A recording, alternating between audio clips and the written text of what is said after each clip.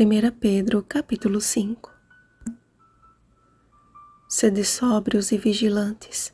O diabo, vosso adversário, anda em derredor, como leão que ruge, procurando alguém para devorar.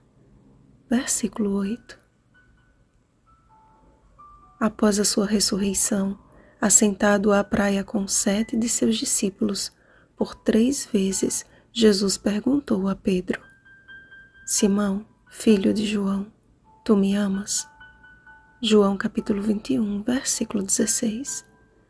A insistência do mestre pela 3ª vez, no entanto, entristeceu o coração daquele que o negara por 3 vezes, e dotado de uma humildade que antes lhe faltava, o arrependido discípulo, por fim, respondeu: Senhor, tu sabes todas as coisas, tu sabes que eu te amo.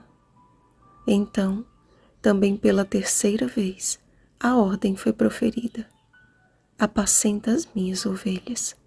João capítulo 21, versículo 17.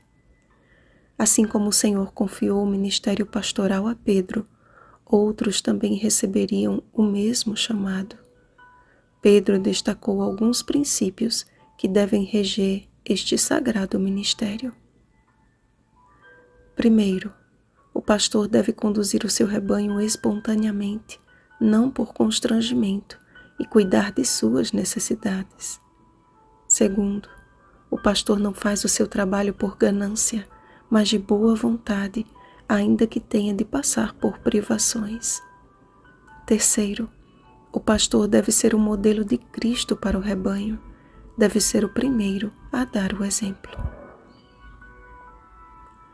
Diante dos deveres dos presbíteros, Pedro não deixou a cargo somente destes líderes o dever cristão de seguir as orientações de Deus, mas continuou sua fala a uma classe especial. Rogo igualmente aos jovens, sede submissos aos que são mais velhos, outros sim, no trato de uns com os outros, cingindo-vos todos de humildade, porque Deus resiste aos soberbos, contudo, aos humildes concede a sua graça. O cumprimento do dever sempre vem acompanhado de uma recompensa. Deus mostra a sua misericórdia e graça para conosco, mesmo diante da verdade de que nele vivemos, nos movemos e existimos. Atos capítulo 17, versículo 28. Trata-se de um dever cristão, a união entre líderes e liderados na obra de salvação.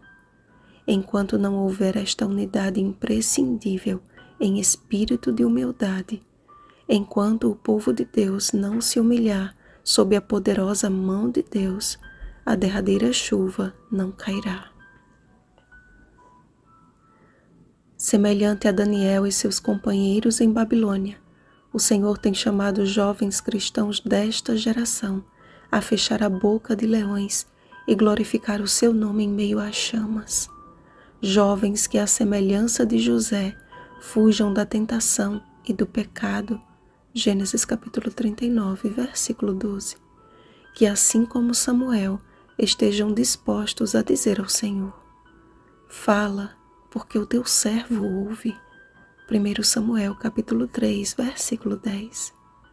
Jovens como o reformador escocês George Wishart, que dedicou sua juventude a serviço de Deus, ou como a norte-americana Ellen G. White, que mesmo jovem com a saúde debilitada, tornou-se um poderoso instrumento nas mãos do Senhor.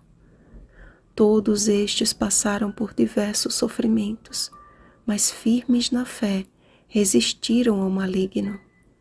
Certamente, o Senhor tem levantado na nossa irmandade espalhada pelo mundo um exército de jovens fiéis revestidos da armadura de Deus, pronto para combater o bom combate. 2 Timóteo, capítulo 4, versículo 7.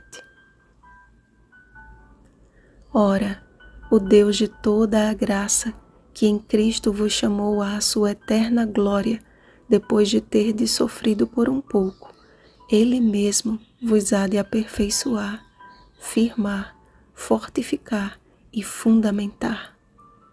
É na mais alta temperatura do crisol que sai o mais puro ouro, pois assim diz o Senhor: farei passar a terceira parte pelo fogo, e a purificarei como se purifica a prata, e a provarei como se prova o ouro. Ela invocará o meu nome, e eu a ouvirei. Direi: é meu povo, e ela dirá: o Senhor é meu Deus. Zacarias capítulo 13, versículo 9. Quando as chamas da última perseguição envolverem o mundo, haverá a definitiva separação entre o trigo e o joio, entre o ouro e a escória. Não mais haverá líderes e liderados, mas apenas dois grupos, os salvos e os perdidos.